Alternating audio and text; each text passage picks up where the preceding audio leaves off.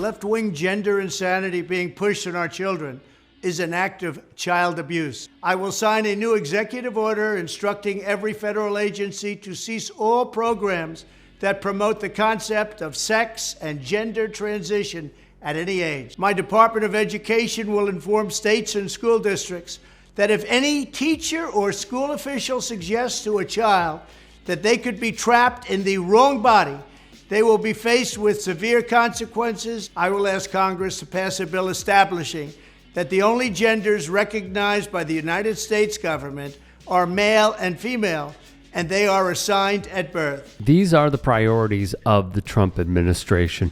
Thankfully, that's people in the White House, but it feels like the people that they're telling us are our enemies are the danger to us, are people that don't really have any power, and people that are left out anyway. So it's easy to point at a farmhand, or to point at a child that's different, or a child that's from a different religion, or a kid that's,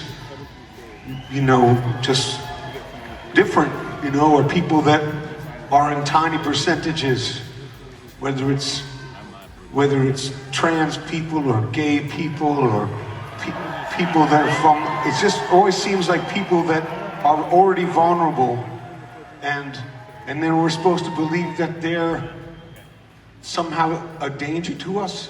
someone like Dave from Dave Matthews Band has spoken out against this fascistic agenda taking place. Democrat Party does not fight for, care about, or represent American citizens. It is an entity devoted exclusively to the defense of hardened criminals, gangbangers, and illegal alien killers and terrorists. The Democrat Party is not a political party. It is a domestic extremist organization. Look at Chicago. They've shut down the police department. They've handcuffed law enforcement. And as President Trump says, they have turned the streets of Chicago into a bloody killing field. And the Democrats, instead of jumping up and down and saying, thank you, President Trump, thank you for saving our lives, thank you for saving our cities, thank you for scrubbing away all the graffiti, the trash, the homeless encampments, the druggies. Instead of cleaning up the city, instead of thanking him for that, they're saying, President Trump, how dare you save our lives? How dare you save our children? How dare you save our city? The Democrat Party, Sean, that exists today, it disgusts me. I do not recognize that party, Sean. And when you have avowed white supremacists like this running government, the end result is what we see playing out in the streets of the United States in present day. But the truth is that greed and cruelty are the number one enemy of all of us.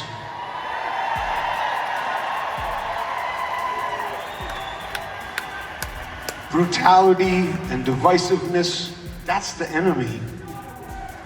And that's just what I think, because I think love is the only answer. And I think that taking care of the earth is the only answer. Because ghouls like Stephen Miller do not love their neighbor, they hate them. Wi-Fi radiation does all kinds of bad things, including causing cancer. Wi-Fi radiation causes cancer? Yeah, from your cell phone. I mean, there's cell phone tumors. You know that. I mean, I'm representing hundreds of people who have cell phone tumors behind the ear. It's always on the ear that you favor with your cell phone. And you know, we have the science. So if anybody lets us in front of a jury, it will be over. And they also, you know, it opens up.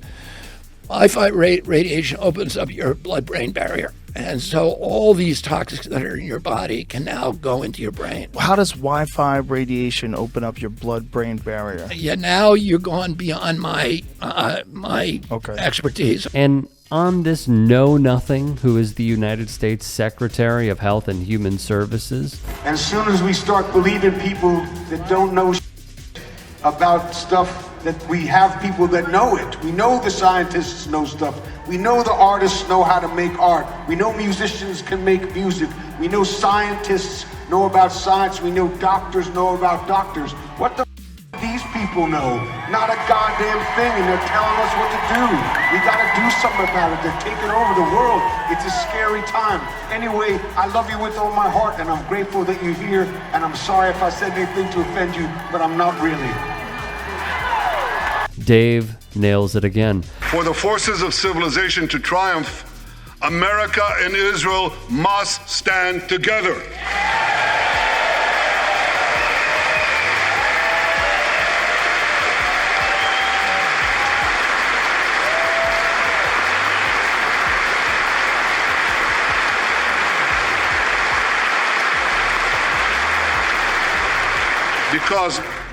Because when we stand together, something very simple happens. We win, they lose.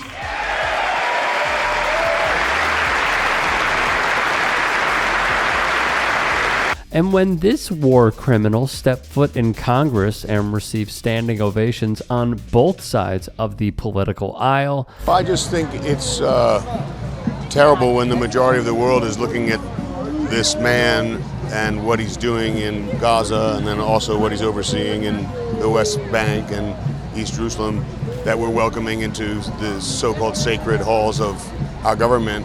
This has been an ongoing struggle for people that just want to have dignity and be able to live independent lives and dream of a better future.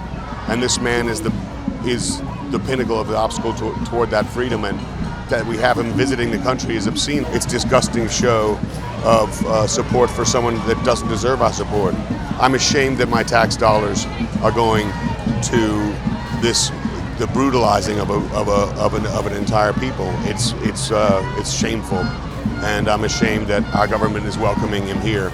Matthews called them out once again, rightfully so. I'm not gonna lie to y'all, okay? Grew up with two sisters. I'm the baby of the family.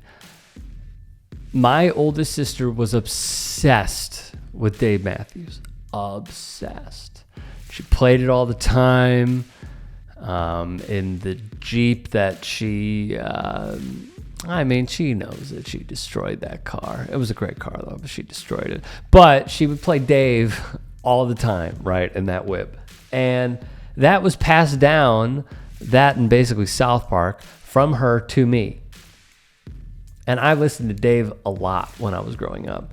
And then when I hit middle school and high school, college, my music taste just exploded in every which direction. And Dave was completely left behind, right? And now, I cannot believe I am saying this, but Dave further, a South African dude, I can't believe I'm saying this, emulates my politics to a certain degree, let's be fair, to a certain degree that I never thought I would hear from the ants marching guy.